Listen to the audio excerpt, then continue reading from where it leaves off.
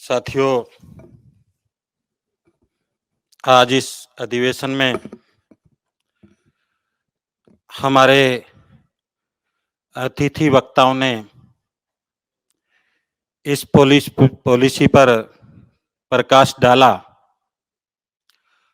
हम और भी उनको सुनना चाहते थे, लेकिन अगला जो सत्र है वो भी बहुत महत्वपूर्ण है, इसलिए उतना समय हम उनको नहीं दे पाए। लेकिन ये जो नई शिक्षा नीति है उसमें बहुत सारी बातें आपके सामने आ गई।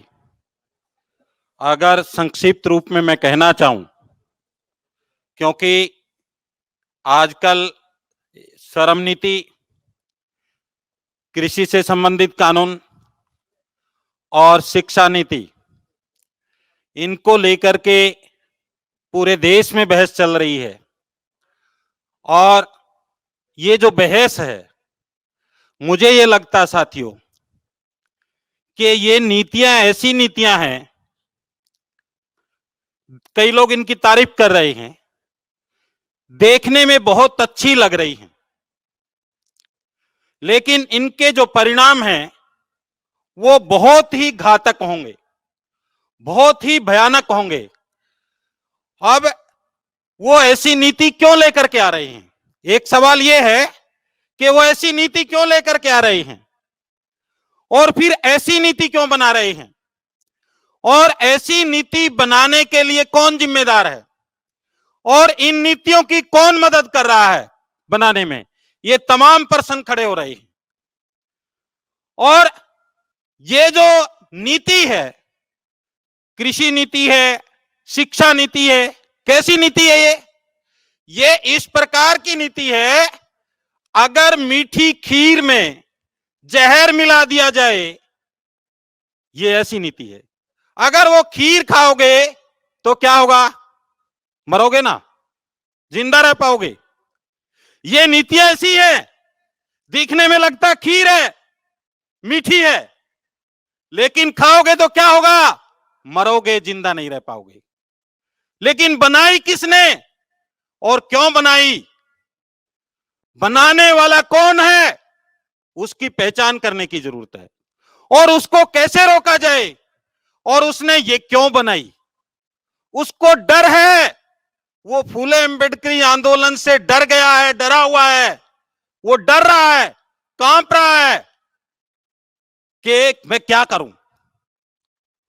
और मुझे ऐसा लगता है साथियों कि जितनी भी विपक्षी पार्टियां हैं, चाहे उसमें बहुजन समाज की भी पार्टी हो, उसमें जो शैतान लोग शामिल हैं, ब्राह्मणवादी जो लोग शामिल हैं, वो सारे मिलकर के ऐसी नीतियां बना रहे हैं। ऐसी नीतियां क्यों बना रहे हैं? वो इसलिए ऐसी नीतियां बना रहे हैं कि वो सारे मिलकर के, सारी पार्टियों के लोग, जब शिक्षा की पॉलिसी बनाई जा रही है, कृषि नीति बनाई जा रही है, तो हमारे सांसद क्या कर रहे हैं? वहां पर मूल निवासी बहुजन समाज के जो सांसद हैं, चाहे वो कांग्रेस में है, चाहे वो भाजपा में है, चाहे वो दूसरी पार्टियों में है, वो क्या कर रहे हैं? वो क्यों नहीं वहां पर बोल रहे? इसका मतलब ये है कि वो आपको मारना चाहते हैं, खुद ठीक रहना चाहते, वो दुश्मन के साथ मिलकर के। और इन पर जब वोटिंग होती है, आपने देखा होगा पीछे कई एनआरसी, सीए के बारे में भी, जो जिनको हम बहुजन समाज की पार्टियां कह रहे हैं, वो भी वोटिंग के समय हाजिर नहीं हुए। तो ये चीज क्या इशारा कर रही है कि हमारे अपने उन लोगों को या तो उनको खरीदा है, या वो दिमाग से पैदल है, उनको जानकारी ही नहीं। चाहे वो खरीदे गए दलाल हैं और चाहे वो दिमाग से पैदल हैं, ऐसे लोगों को दरकिनार करने का समय आ गया साथियों। इसलिए आज जो एजुकेशन पॉलिसी है, एजुकेशन पॉलिसी ठीक ऐसी है कि उसमें जहर मिलाया गया है, और जहर मिलाने वाले को मालूम है। अगर हम ये कहेंगे हमने देखा नहीं इसमें, लेकिन बामसेप की दृष्टि से उस जहर को हमने देख लिया कि जहर है, खाओगे तो मरोगे। सत्यानाश होगा। इसलिए आपको आगाह करने के लिए विषय रखा कि जो राष्ट्रीय शिक्षा नीति है वो मूल निवासी बहुजन समाज के जो लोग हैं उनके खिलाफ एक षड्यंत्र है, ये विषय इसलिए हमने चर्चा के लिए रखा। साथियों, इस शिक्षा नीति पर अगर बातचीत की जाए तो बहुत लंबी बातचीत की जा सकती, क्योंकि यह शिक्षा नीति एकदम नई आई है। इसमें उन लोगों ने कई वर्ष लगाए हैं और कई वर्ष लगाने के बाद यह शिक्षा नीति हमारे सामने आई है। और ये जो शिक्षा नीति है साथियों, इसकी शुरुआत यहां पर नई शिक्षा नीति तैयार करने के लिए अप्रैल 2000 में बिरला अंबानी कमेटी का एक गठन किया गया था। इसका मतलब शिक्षा का काम पूंजीपतियों के हाथों में, और इसकी शुरुआत 2000 से कर दी। और ये जो वास्तव में देश में आज तक जितने भी शिक्षा आयोग और कमेटियां बनाई गई उसमें शिक्षा के मतलब जो दक्ष लोग थे, विद्वान लोग थे, उनको शामिल किया जाता है। लेकिन इसकी शुरुआत हम लोग यहां से देख रहे हैं कि ये अभी जो आया हमारे सामने, लेकिन जो इसकी शुरुआत एक तरह से 2000 से हो जाती है और 2000 से होकर के ये उनके इशारे पर, जैसे प्रोफेसर साहब ने बताया, डॉक्टर मुनेश जी ने, कि ये आरएसएस की फैक्ट्री में बना या वहां पर बनकर आया। तो उनके जो शिक्षाविद हैं उन लोगों ने इसको बनाया। इधर तो ये बहुत बाद में आया, इसकी शुरुआत बहुत पहले हो गई। तो अब हम साथियों ये कि बाबा साहब ने की शिक्षा, बाबा साहब कैसी शिक्षा नीति चाहते थे, राष्ट्रपिता ज्योतिबा फुले कैसी शिक्षा नीति चाहते थे, नारायण गुरु कैसी शिक्षा नीति चाहते थे, ये एक सवाल हमारे सामने आ रहा है कि वो कैसी शिक्षा नीति चाहते थे और वर्तमान में कैसी शिक्षा नीति लाई जा रही है। तो बाबा साहब अंबेडकर ने जैसे बाबा साहब ने जो राज्यों को अधिकार दिया, ये क्यों दिया, ये भी एक सवाल है कि इसको बाबा साहब ने भारतीय संविधान के माध्यम से शिक्षा को संवैधानिक दर्जा दिया। शिक्षा के कुछ मामले मौलिक अधिकारों में तथा कुछ मामले नीति निर्देशक तत्वों में डाले। बाबा साहब ने ये नीति निर्देशक तत्वों में भी डाला और मौलिक अधिकारों में भी डाला। जैसा कि शिक्षा का मामला मौलिक अधिकार में भी है और शिक्षा का मामला नीति निर्देशक तत्वों में भी डाला। बाबा साहब अंबेडकर ने गांधी एवं कांग्रेस ने अछूतों के लिए क्या किया, इस पुस्तक में लिखते हैं। क्या लिखते हैं बाबा साहब अंबेडकर?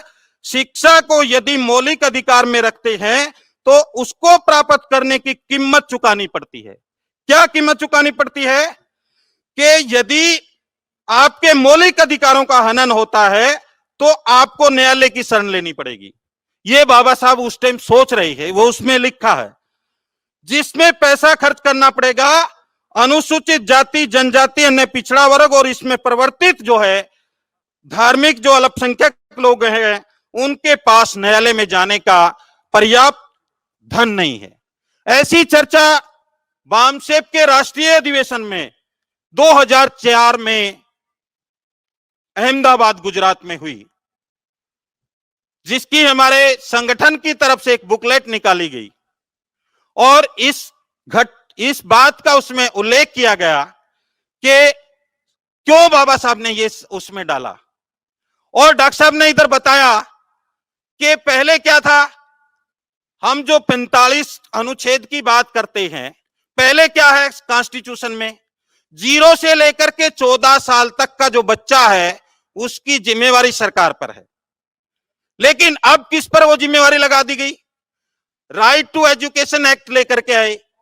हमें लगता बहुत बढ़िया एक्ट है, बहुत अच्छा एक्ट है, लेकिन उसमें क्या बदमाशी हमारे साथ हुई, उसमें 6 से 14 साल फिक्स कर दिया और उसकी जिम्मेवारी बीआरटी एक्ट के मुताबिक मां बाप पर डाल दी गई। मतलब कॉन्स्टिट्यूशन की मूल भावना को दरकिनार करके और उसमें 0 से लेकर के 6 साल तक का जो बच्चा है उसे भी शिक्षा चाहिए और उसकी जिम्मेवारी सरकार पर थी, वो जिम्मेवारी सरकार से हटा करके कहां डाल दी गई? वो जिम्मेवारी मां बाप पर डाल दी गई आरटी एक्ट के मुताबिक। तो ऐसी ये पॉलिसी है। 5+3+3, 5+3+3 4। इसको सोचते लोग पता नहीं क्या है, उनकी समझ में नहीं आ रहा। लेकिन ये बहुत बड़ा षड्यंत्र है। ये भी इस पॉलिसी में इसका प्रावधान किया गया है 5+3+3+4। ये क्या है? डॉक्टर साहब ने इधर बताया कि आंगनवाड़ी के अंदर अब क्या होगा, बच्चा पैदा हुआ, आपके घर में कोई बच्चा पैदा हुआ, वो पहले साल, दूसरे साल, 3 साल वो घर पे रहेगा। 3 साल के बाद चौथे साल वो स्कूल जाएगा, जो इसको नर्सरी के लिए जैसे प्ले स्कूल टाइप होंगे वो आंगनवाड़ी के अंदर छोटे, अभी अलग अलग तरीके से जो शुरू करेंगे, ये उसकी ट्रेनिंग वगैरह शुरू कर दी है। तो वो चौथे साल उसमें जाएगा स्कूल में, 5वें साल, 6ठे साल वो नर्सरी में रहेगा। उसके साथ जो पहली और दूसरी क्लास है, अब सरकारी स्कूलों में आप देख रहे हैं पहली कक्षा, दूसरी कक्षा है। अब क्या होगा, वो जो पहली और दूसरी कक्षा है वो इसके साथ जोड़ दी जाएगी, नर्सरी के साथ।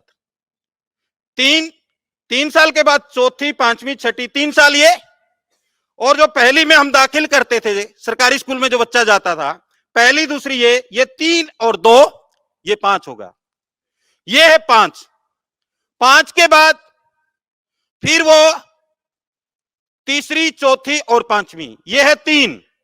जब वो तीसरी कक्षा में प्रवेश करेगा तो तीसरी कक्षा में होगा जब वो तीसरी, चौथी और 5वीं, 3rd क्लास, 4th क्लास और 5th क्लास, ये जो क्लास होगी उसकी, ये होगी उसकी 5+3, 5+3।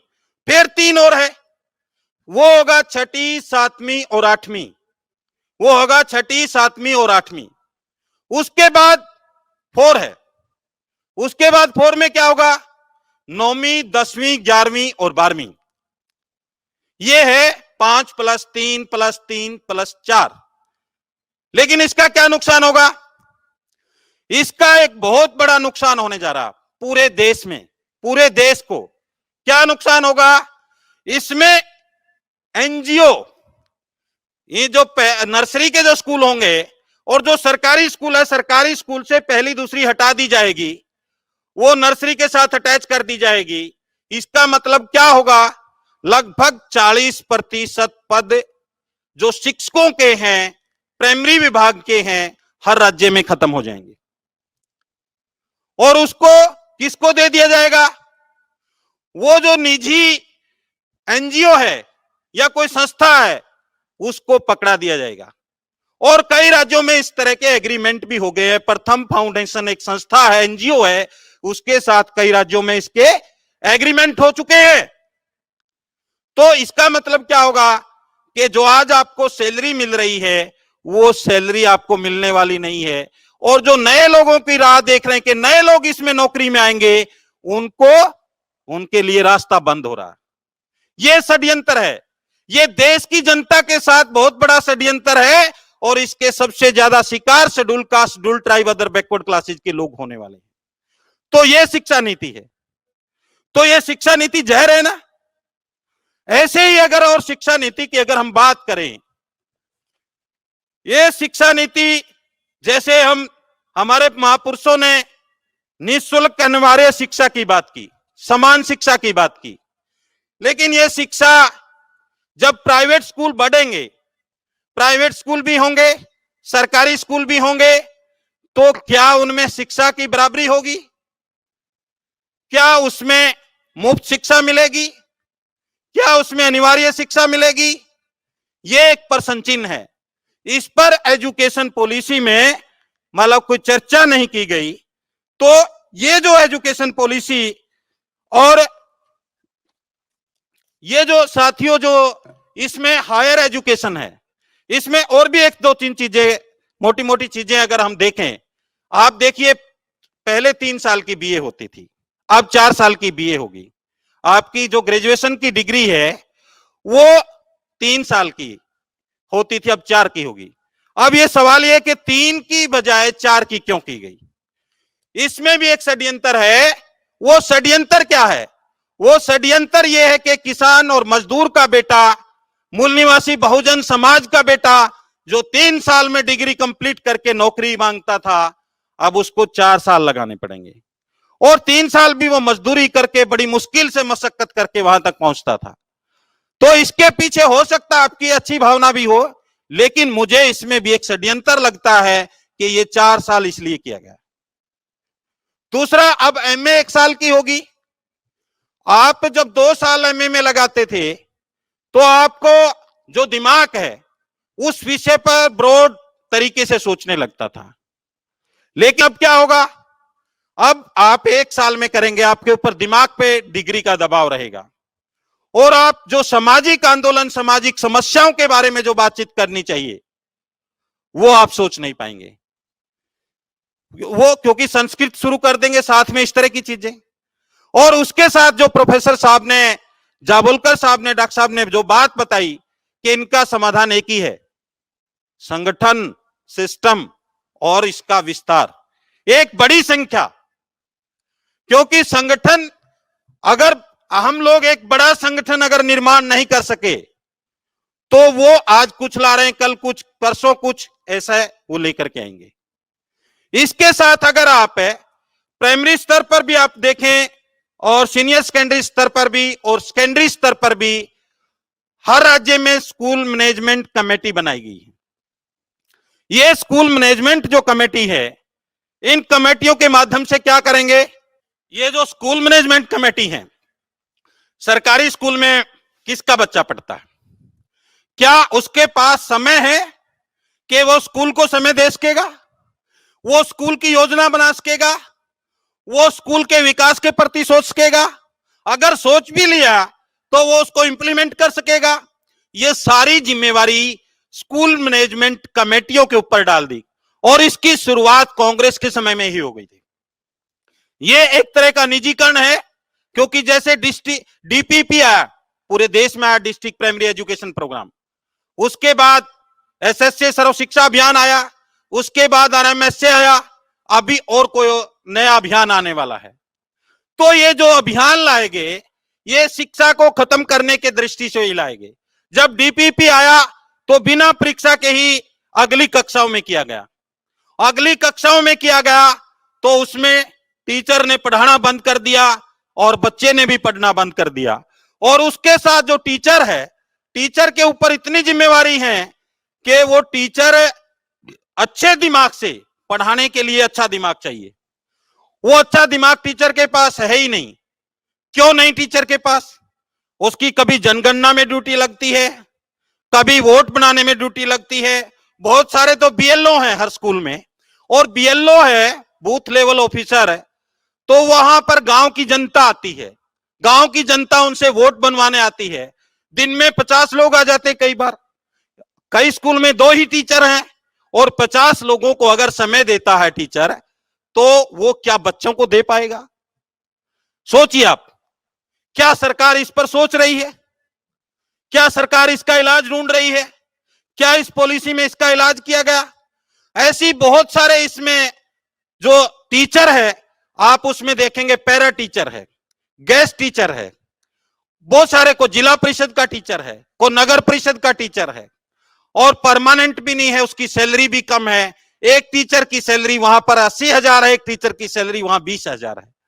जिसकी 20,000 सैलरी है वो क्या देखता है, उसकी दिमाग में क्या रहता है, ये जो टीचर है 80,000 लेता है, मैं भी बराबर का काम करता हूं। वो उसके प्रति दिमाग में एक नफरत रहती है, उसके प्रति गैर बराबरी की भावना रहती है। जिनके दिमागों में गैर बराबरी की भावना हो, क्या वो एक सच्चे छात्र देश हित में निर्माण कर सकते हैं? जिनके दिमाग में ही गैर बराबरी, ऊंच नीच की भावना हो, और वो सरकार ऊंच नीच और गैर बराबरी की भावना क्यों रखना चाहती है? वो इसलिए रखना चाहती है ऊंच नीच और गैर बराबरी की भावना, ताकि शिक्षक वर्ग इकट्ठा ना हो सके। शिक्षक वर्ग इन जो राष्ट्र विरोधी नीतियां हैं, जैसे शिक्षा नीति है, कृषि नीति है, इनके खिलाफ खड़ा ना हो सके। पहली बात तो शुरू के जो टीचर थे, मुझे लगता है उनमें बड़ी संख्या वो जो है सवर्णों की थी, एक तरह से ब्राह्मणवादी लोगों की थी, वो बेईमान थे। मैं ये मानता हूं कि इस देश का अगर शिक्षक ईमानदार होता तो इस देश में कभी की क्रांति हो गई होती। इस देश का सबसे भ्रष्ट मैं मानता हूं तो वो शिक्षक बन गया है, जो डरता है, जिसके अंदर दिमाग में डर है, जिसके दिमाग में कायरता है। तो वो शिक्षक की ड्यूटी क्या है? हम कह रहे राष्ट्र निर्माता। तो राष्ट्र निर्माता, हमने राष्ट्र निर्माता की कौन सी भूमिका निभाई? बाबा साहब अंबेडकर ने शिक्षक बने, शिक्षक बन के क्या किया बाबा साहब ने? हजारों जातियों को इकट्ठा किया। हमने कितनी जातियों को इकट्ठा किया? बाबा साहब ने करोड़ों लोगों को, इस देश के हर नागरिक को अधिकार दिलाए। हमने कितने लोगों को अधिकार दिलाए? बाबा साहब ने सबको वोट का अधिकार दिलाया, हमें नौकरी का अधिकार दिलाया। हमने कितने लोगों को नौकरी का अधिकार दिलाया? तो क्या फायदा ऐसी शिक्षा का? ऐसी शिक्षा पर लानत होनी चाहिए, क्योंकि बाबा साहब कह रहे हैं, बाबा साहब शिक्षा की बात कर रहे हैं। बाबा साहब ने यह भी कहा, शिक्षा वह शेरनी का दूध है, जो पिएगा वो गुराए बिना नहीं रह सकता। तो क्या हम लोग शिक्षित नहीं हैं? मूल निवासी बहुजन समाज के लोग क्या शिक्षित नहीं हैं? अगर वो शिक्षित हैं तो शिक्षा है जो शेरनी का दूध है, अगर पिया है तो वो गुर्रा क्यों नहीं रहे? वो गुर्रा इसलिए नहीं रहे साथियों, उस शिक्षा में मिलावट कर दी गई। उस शिक्षा में ब्राह्मणवादी मिलावट है और उस मिलावट के कारण वो गुर्रा नहीं रहे। इसलिए आज हमें फूले अम्बेडकरवादी शिक्षा की जरूरत है, और वो फूले अम्बेडकरवादी शिक्षा ऐसे कार्यक्रमों में, इन अधिवेशनों में, इन कैडर कैंपों में, इन सम्मेलनों में मिलती है, और विशेषकर उसको वामसेप संगठन उपलब्ध करवा रहा है। इसलिए सभी साथियों को आज वामसेप संगठन का हिस्सा बनना चाहिए। वामसेप संगठन ही वो विचारधारा फैला रहा है जो बाबा साहब अंबेडकर जिस बात को कह रहे हैं, शिक्षा वो शेरनी का दूध है। वो शिक्षा जो आपको चाहिए वो स्कूल, कॉलेज और यूनिवर्सिटी में नहीं मिल रही, ना वहां पर दी जाएगी। वहां पर उस तरह की एजुकेशन पॉलिसी बनाई जाएंगी जो आपको गुलाम बनाती हैं, जो आपको मक्कार बनाती हैं, जो आपको धोखेबाज बनाती हैं। इंसानियत, मानवता की शिक्षा स्कूल, कॉलेज और यूनिवर्सिटी में नहीं दी जा रही, और वो इसलिए नहीं दी जा रही क्योंकि इस देश की संवैधानिक संस्थाओं पर गैर बराबरी, ऊंच नीच की भावना वाले लोगों का कब्जा है। उस कब्जे को तोड़ने के लिए हम सभी साथियों को आज इकट्ठा होने की जरूरत है। साथियों, अगर हम लोग इकट्ठा हो गए तो ये एजुकेशन पॉलिसी साथियों राख हो जाएगी। और इस एजुकेशन पॉलिसी में ऐसे आंगनवाड़ी जो केंद्र हैं वो भी बंद होंगे, वो भी फैक्ट होंगे। मान लेते गांव में 4 हैं, 5 हैं, उसमें वो देखेंगे कौन सा आंगनवाड़ी केंद्र ठीक है, उसको ट्रेनिंग देंगे। और 40% जो पदों में जो कटौती होगी, और उसके साथ वो एक और कर रहे हैं, राज्यों के अधिकार इसमें और समाप्त कर रहे हैं। अभी वो मॉडल संस्कृति स्कूल बनाने जा रहे हैं इस पॉलिसी के तहत। मॉडल संस्कृति स्कूल को में फीस लागू होगी। अभी सरकारी स्कूलों में फीस नहीं है, लेकिन अभी फीस लागू होगी। जैसे एडमिशन फीस उसमें 500 रुपए होगी, वो भी डिसाइड हो गया है। पहली दूसरी कक्षा में पर मंथ 200 रुपए फीस देनी होगी। अभी वो फीस नहीं है, लेकिन अब शुरू होने जा रही है। और वो मॉडल संस्कृति स्कूल जो है वो सीधे सीबीएसई से जोड़े जाएंगे, सेंट्रल बोर्ड से। सेंट्रल बोर्ड से क्यों जोड़े जाएंगे? जैसे जैसे कृषि के जो कानून थे, वो जैसे केंद्र उन पर अधिकार जमा रहा, जो राज्य में उसको 6% आमदनी होती थी और बहुत सारी जो राज्य को इनकम होती थी वो बंद हो गई। ऐसे ही वो सारी पावर को, एजुकेशन की जो पावर है वो केंद्र में ले जाना चाहते हैं। केंद्र में ले जाकर के क्या करेंगे? जो आपके बोर्ड हैं, राज्य के जो बोर्ड हैं, वो धीरे धीरे उनको समाप्त हो जाएंगे, उनको खत्म कर देंगे। वहां फिर जब बोर्ड खत्म हो जाएंगे तो कर्मचारियों की भी क्या जरूरत पड़ेगी?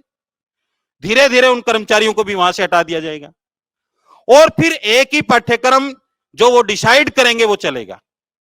ये इस एजुकेशन पॉलिसी में है। तो ये सारी जो है, ये जो एजुकेशन पॉलिसी नहीं देखने में अच्छी लगती है, लेकिन मैं ये कहता हूं साथियों, ये तो मक्कारी का सबूत है। और इसमें क्या, जैसे आईआईटी में अब एक्टिंग करवाएंगे और एफटीटीआई में इंजीनियरिंग सिखाई जाएगी। क्या साथियों आईआईएम में मेडिकल की पढ़ाई संभव है इंस्टीट्यूट में, और एम्स में क्या मैनेजमेंट की पढ़ाई करवाई जा सकती है? तो वो जो सारा का सारा इसमें स्पोर्ट्स के बारे में भी, योगा के बारे में इसमें चर्चा की गई है। योगा के बारे में क्यों की गई है? क्योंकि योगा को वो पतंजलि के प्रोडक्ट बिकवाएंगे या वो संस्कृत के जो श्लोक हैं उधर ले जाएंगे। लेकिन स्पोर्ट्स के बारे में इसमें चुप्पी है इस एजुकेशन पॉलिसी में कि क्या करना चाहिए उनके, क्या किस तरीके से वो जाएंगे, उसके बारे में कोई निर्णय नहीं है। प्राइवेट संस्थाओं के साथ करार होगा, विदेशी यूनिवर्सिटी यहां पर आएंगी और मोटी फीस लेंगी, उन फीस पर क्या पाबंदी होगी, कैसे, उसकी पॉलिसी में कोई विस्तार से कोई वर्णन नहीं किया गया। तो ये जो पॉलिसी है, ये पॉलिसी जो बाबा साहब ने जो एक लक्ष्य उद्देश्य संविधान में रखा था, वो टोटली उसके अगेंस्ट है। और इसलिए हमें साथियों इसका आज विरोध करने की जरूरत है। ऐसी पॉलिसी से और क्या नुकसान होगा? जो उच्च शिक्षा है, उच्च शिक्षा हमारे लिए खत्म होगी। कैसे खत्म होगी? पहली बात तो ये व्यवहारिक ही नहीं है। छठी क्लास में बच्चा जब जाएगा, छठी क्लास में बच्चा, क्या उसको मालूम होगा बच्चे को कि मुझे कारपेंटर बनना चाहिए? क्या बच्चा सोच पाएगा कि मुझे मोची बनना चाहिए? क्या बच्चा सोच पाएगा मुझे बार्बर बनना चाहिए? ये जो शिक्षा जो शुरू की है, ये वर्ण व्यवस्था को पक्का करने के लिए शुरू की है। कैसे पक्का होगी वर्ण व्यवस्था? मैं एक आप सोचिए, एक बहुत बड़े अधिकारी हैं, बहुत बड़े अधिकारी का बच्चा क्या खेत में हल चला सकता है? चला पाएगा? नहीं। और एक मजदूर का बच्चा है जो गांव में रह रहा है, अगर उसे कहोगे तो वो चला लेगा, और वो चला लेगा, उसको वो शिक्षा दी जाएगी। और आगे आगे हमने देखा परिवारों में हम क्या करते थे पहले, जैसे लोहार का बेटा, लोहार जो लोहे का काम करता था, वो देखता था, उसे सीख जाता था बिना ट्रेनिंग के ही, बिना किसी इंस्टीट्यूट की ट्रेनिंग के, घर में ही सीख जाता था। अब वो इस तरह की ट्रेनिंग दोबारा शुरू कर रहे हैं, और वो किसको देंगे? वो एक उत्तराखंड में एक जाति है जो बाजा बजाने का काम करती है, बाजी पता नहीं ऐसा कुछ है, वो उसको दूर बैठाते हैं, उस जाति को ढोल बजाने का काम करते हैं शादी ब्याह में। वो जब दूर बैठाने का काम करते हैं, जब वो उसका बच्चा छठी क्लास में जाएगा, वहां का टीचर बोलेगा कि भाई तू तो ये बाजा बजाने सीख, कि ठीक है सर। वो बाजा बजाना सीखेगा और वो दूर बैठता है, तो वो क्या सीखेगा? वो उसी चीज को इंप्लीमेंट किया जाएगा, वर्ण व्यवस्था को। वो एक चमार या मोची का बच्चा है, उसको कहेगा कि मोची का काम सीख, रोजगार मिलेगा, वो उसको सीखेगा। आगे उसकी संतान होगी तो वो उसको अडॉप्ट करेगी। ये बहुत बड़ा षड्यंत्र है, इसलिए मैं साथियों कह रहा हूं ये जहर है। क्योंकि छठी क्लास के बच्चे का मानसिक स्तर इस लेवल का नहीं है कि उसे क्या करना चाहिए, क्या सीखना चाहिए। बहुत छोटी उम्र में उसके ऊपर थोपा जा रहा है कि आपको मोची बनना है, आपको बार्बर बनना है, आपको ये बनना है, आपको ये बनना है। इन व्यवसायों में उसको ढकेल करके क्या एक अच्छे समाज का निर्माण कर सकते हैं? हमें अवश्य क्या हो, दूसरा असर क्या होगा? जो हम उन शिक्षा में जाना चाहते थे वो बंद हो जाएगा, क्योंकि हम तो सरकारी स्कूलों में जाएंगे, और सरकारी स्कूलों को जो आरएसएस की पॉलिसी के मुताबिक जो टीचर होंगे वो उनकी इस तरह का पढ़ाने का काम शुरू करेंगे, और पढ़ाने का हम वहीं पर छठी, सातवीं, आठवीं में वहीं पर रुक जाएंगे, और जो हायर एजुकेशन है वो नहीं ले पाएंगे। और हायर एजुकेशन नहीं ले पाएंगे तो क्या नुकसान होने वाला है? उसका क्या नुकसान होने वाला है? शिक्षा का, उच्च शिक्षा के भाव से हमारा जो है लोकतंत्र के तीनों जो स्तंभ हैं उनसे प्रतिनिधित्व खत्म हो जाएगा। कैसे खत्म होगा साथियों? क्योंकि शिक्षा का निजीकरण करने से मूल निवासी बहुजन समाज का विधायिका, कार्यपालिका, न्यायपालिका में जो प्रतिनिधित्व करने वाले लोग हैं वो नहीं होंगे, क्योंकि वे उच्च शिक्षा प्राप्त करने की स्थिति में नहीं होंगे। कोई कानून बनाने लायक नहीं रहेंगे। जब वे कानून बनाने लायक नहीं रहेंगे तब वो न्यायाधीश भी नहीं बन सकते। आपको क्या, आप बहुत सारे लोग हैं ना, हमारे समाज के लोग कहते हैं सरकार बनाओ सरकार बनाओ, जैसे सरकार हथेली पर रखी है और बन जाएगी। सरकार बनाने के लिए लोग चाहिए और सरकार चलाने के लिए भी लोग चाहिए।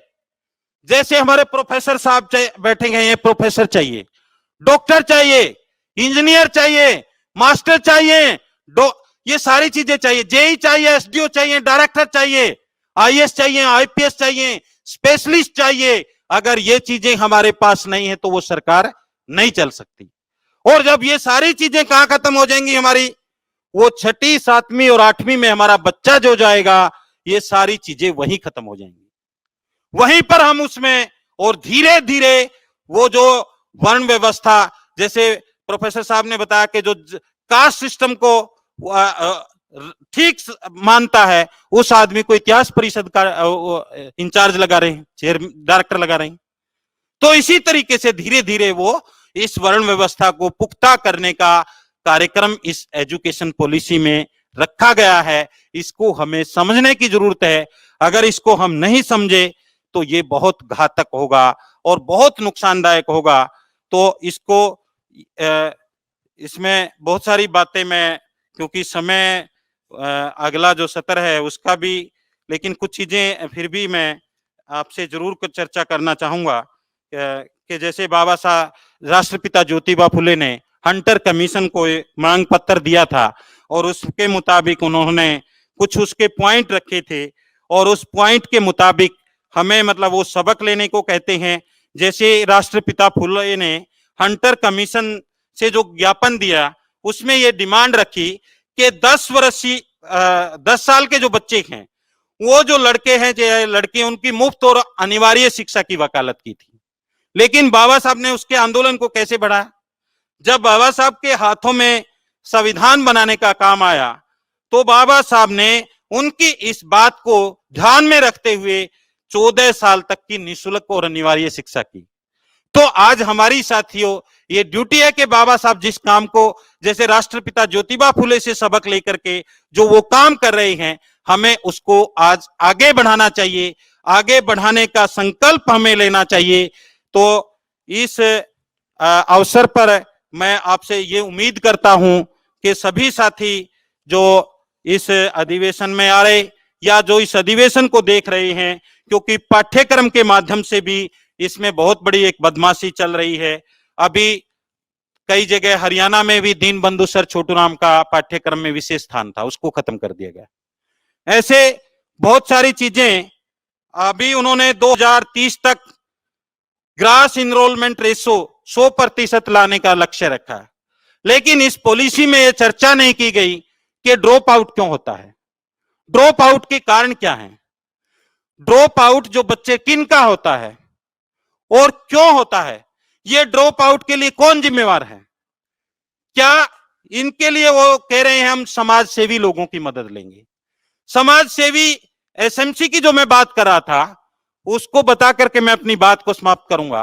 वो एसएमसी हमारे जैसे आप सरकारी स्कूलों में पूरे देश में देखिए, गरीब बच्चे उसमें स्कूल में पढ़ते हैं और उन गरीब बच्चों के मां बाप, उसकी एक स्कूल मैनेजमेंट कमेटी बनाई जाती है और वो एक अभियान के तहत, पहले डीपीपी के माध्यम से, अब सर्व शिक्षा अभियान के माध्यम से, वो उसके मुताबिक हम 12-13 लोगों की एक कमेटी बनाते हैं।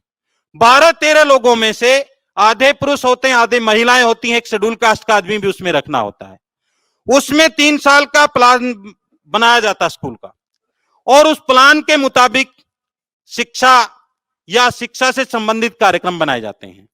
अब आगे टीचरों की सैलरी भी उस एसएमसी की कमेटी में आने वाली है और उस एसएमसी को कैसे बनाया जाता है, उस एसएमसी को स्कूल का जो हेड है अपने किसी विश्वास पात्र आदमी को उसका हेड बनाता है। वो जो हेड होता है वो कैसा हेड होता है, स्कूल का हेडमास्टर प्रस्ताव डालता है, स्कूल का कोई निर्णय लेता है, कोई ग्रांट खर्च करनी है उसका निर्णय लेता है, वो जो आदमी उस पर अंगूठा लगाता है या साइन करता है। कैसे करता, वो पढ़ता भी नहीं इसमें क्या निर्णय लिया गया। और कभी कुछ का कोरम भी बहुत जगह, रेयर चांस होगा किसी जगह वो मीटिंग ठीक तरीके से बुलाई जाती हो, स्कूल मैनेजमेंट कमेटी की जो सरकारी स्कूलों में है, लेकिन उसका निर्णय लेता है हेडमास्टर और अंगूठा लगाता, निर्णय बन जाता, पैसा खर्च करता या जो भी निर्णय। और उस एसएमसी को बहुत सारी पावर है, लेकिन हमारे लोगों को कुछ भी नहीं मालूम। लेकिन पावर से ही मसला नहीं है, उसका नुकसान कितना बड़ा होने वाला कि निजीकरण की प्रक्रिया में हम दौड़ रहे हैं। और जो सरकारी स्कूल सिस्टम है, जो संविधान के मुताबिक शिक्षा का उद्देश्य वो खत्म होने जा रहा है, वो हमारी आंखों के सामने खत्म हो रहा है। और उससे उसके पास क्या होगा, क्या वो आदमी इन जो बच्चे स्कूल छोड़ रहे हैं उनको रोक पाएगा? उन बच्चों की दिक्कत क्या है? उनके माँ बाप, बहुत सारे कुछ माँ बाप शराब पीते हैं। क्यों पीते हैं? कुछ आदमियों को रोजगार नहीं मिलता, पैसा नहीं उनके पास, खाने के लिए सामान नहीं है उनके पास। तो ये सारी चीजें उनको देनी चाहिए, इनका प्रबंध करना चाहिए सरकार को। ये उससे संबंधित है कि उनके जो दिमाग विकृत क्यों हो रहे हैं, वो किस कारण से, क्या क्या चीजें उनको, कौन सा समाज प्रभावित कर रहा है, आस पड़ोस कैसे प्रभावित कर रहा है, इन सारी चीजों पर उनको ध्यान देना चाहिए सरकार को। वो ध्यान न दे करके वो कह रहे कि एसएमसी जो है वो सारे 100% बच्चों को स्कूल में लेकर के आएगी। स्कूल में ला करके क्या करेगी? अभी कुछ ऐप निर्माण किए हैं, वो ऐप क्या है, वो प्राइवेट कंपनियों को दे दिए। जैसे निष्ठा कैंप है, निष्ठा ऐप है, निष्ठा की ट्रेनिंग दी जा रही है। सक्षम ऐप है, सक्षम के नाम पर असक्षम बनाया जा रहा है। निष्ठा के नाम पर अनिष्ठा पैदा की जा रही है। अवसर ऐप है। ऐसे बहुत सारे ऐप शिक्षा विभाग में आ गए हैं, हर राज्य में आ गए हैं। और ये ऐप किसके हैं? कोई अडानी का, कोई अंबानी का, कोई कुछ है। पहले शिक्षकों को फ्री ट्रेनिंग कराई जा रही है, फिर उसके बाद उसकी फीस है 200 रुपए, 400 रुपए। और वो जो ट्रेनिंग उस पे करते हैं उसका एक सर्टिफिकेट जारी होता है सरकार की तरफ से। और सर्टिफिकेट कैसे जारी होता है, मैं आपके सामने इसका प्रैक्टिकल दिखा सकता हूं। मैं अपने मोबाइल से क्या करते टीचर, इसमें कोर्स आते हैं, 3 कोर्स इस डेट तक पूरा करो। उस कोर्स को टीचर क्या करते, देखा उसको धड़ाधड़ आगे करते रहते हैं, पढ़ते भी नहीं, देखते भी नहीं, सुनते भी नहीं, और सुनने लायक भी नहीं उसमें। और उसमें सवाल होते हैं उनके अच्छे, देख देख के झूठे मूठे जो भी जवाब दे करके उसको पूरा कर देते हैं। और पूरा वो करना जैसे 10 दिन में, उसको 1 ही दिन में पूरा कर देते हैं। ये टीचर कर रही हैं पूरे देश के। वो उसको पूरा करके उनको लगता है ट्रेनिंग पूरी होगी, उन्हें सर्टिफिकेट मिल जाता है। इस तरह की शिक्षा आज टीचरों को दी जा रही है। और ये जो घालमेल है, जैसे टीचर वो समाज के लिए क्या निर्माण करेंगे? दूसरा, ऐसे ऐप क्या उन बच्चों के पास है? क्या वो बच्चे खरीद पाएंगे? इस एजुकेशन पॉलिसी का एक दूसरा रूप और बताना चाहूंगा। हरियाणा में एमबीबीएस के लिए 53,000 रुपए फीस थी। अब 10 लाख, 53,000 से सीधे 10 लाख रुपए कर दी गई। और 10 लाख रुपए कौन देगा? आपके घर में एक बेटा और बेटी है, एक बेटा और बेटी, आप किसको एमबीबीएस में एडमिशन करवाएंगे? अगर दोनों बच्चों का एडमिशन हो जाए, क्या 10-10 लाख रुपए की फीस दे पाएंगे? तो आपको हर जगह से वो रोकना चाह रहे हैं। और इसके खिलाफ अगर आपको लड़ाई लड़नी है साथियों, तो इसका एक ही समाधान है कि हम सबको आज एक मंच पर इकट्ठा होने की जरूरत है। इकट्ठा होकर के उनके खिलाफ लड़ने की जरूरत है जो कानून बना रहे हैं। और जो कानून बना रहे हैं वहां अच्छे लोग, बोरकर साहब जैसे हमारे मार्गदर्शक की जाने की जरूरत है। Doctor KS. चौहान जैसे लोग, उनकी वहां जरूरत है जो भारतीय संविधान के मुताबिक, भारतीय संविधान के साथ न्याय करते हुए कानून बना सके। और उसके लिए साथियों आज एक मजबूत संगठन की जरूरत है। मुझे संदेश आ गया कि चाय तैयार है और अगले स्तर का समय भी इसमें बहुत सारी, क्योंकि पॉलिसी पर एक दिन में इस पर बातचीत और कम समय में नहीं रखी जा सकती, क्योंकि मैंने इस पॉलिसी पर एक अच्छी तैयारी भी की थी, लेकिन वो कम समय में अच्छे तरीके से नहीं रखी जा सकती। लेकिन मैंने फिर भी प्रयास किया है कि इसमें जो एजुकेशन पॉलिसी में जो जहर है, उस जहर को समझने की जरूरत है, उस जहर को समाज के लोगों को बताने की जरूरत है। जिनको जहर नजर नहीं आ रहा, उनको ये जहर अगर आप बता पाओगे, उनको समझा पाओगे, तो इस पॉलिसी को वो उखाड़ फेंकेंगे। और जो इस पॉलिसी को बनाने वाले लोग हैं, वो आपसे डरे हुए हैं, वो आपसे घबराए हुए हैं, इसलिए वो आपको अधिकार वंचित करने के लिए ऐसे संवैधानिक पदों पर आप ना जा सको, इसलिए वो ऐसी पॉलिसी निर्माण कर रहे हैं। तो साथियों, मैं ज्यादा न कहते हुए आपसे रजा चाहूंगा। जय भीम, जय मूल निवासी। Thank you.